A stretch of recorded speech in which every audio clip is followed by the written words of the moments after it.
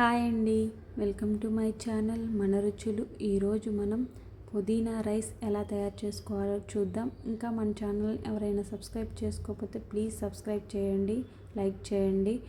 ముందుగా అయితే ఒక కప్పు పుదీనా తీసుకొని మిక్సీ బౌల్లో అయితే వేసుకొని ఆ తర్వాత అల్లం వేసుకున్నానండి. కొంచెం ఒక 2 పచ్చిమిర్చిని అయితే వేసుకున్నాను. ఒక 5 వెల్లుల్లిపాయలు అయితే వేసుకొని కొంచెం సాల్ట్ యాడ్ చేసుకొని కొంచెం వాటర్ యాడ్ చేసుకొని ఇట్లా పేస్ట్ లాగా మిక్సీకి పట్టేసుకొని పక్కన పెట్టేసుకున్నా.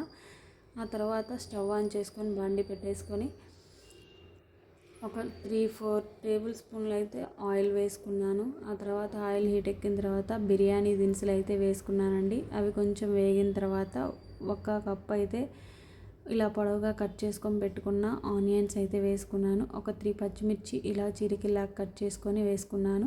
ఆ తర్వాత జీడిపప్పు కూడా ఒక 10 జీడిపప్పును అయితే అట్లా వేసుకున్నానండి. అవి కొంచెం వేగిన తర్వాత కొంచెం కరివేపాకు అయితే వేసుకున్నాను. అవి వేగిన తర్వాత మనం ముందుగా పేస్ట్ చేసి పెట్టుకున్న పుదీనా పేస్ట్ని అయితే వేసుకొని కొంచెం బాగా వేపుకోవాలండి, పచ్చి వాసన పోయేంత వరకు.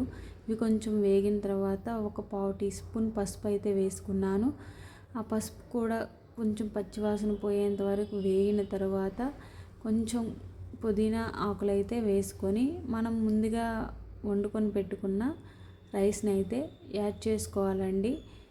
ఇదిగో చూడండి, ఈ విధంగా యాడ్ చేసుకొని దానిలోకి కొంచెం ఒక 1/2 టీ స్పూన్ ఉప్పు అయితే యాడ్ చేసి ఆ రైస్ మొత్తం ఆ పుదీనా పేస్ట్లోకి కలిసిపోయేలాగైతే కలిపేసుకున్నానండి. అంతే అండి, పుదీనా రైస్ అయితే రెడీ అయిపోయింది.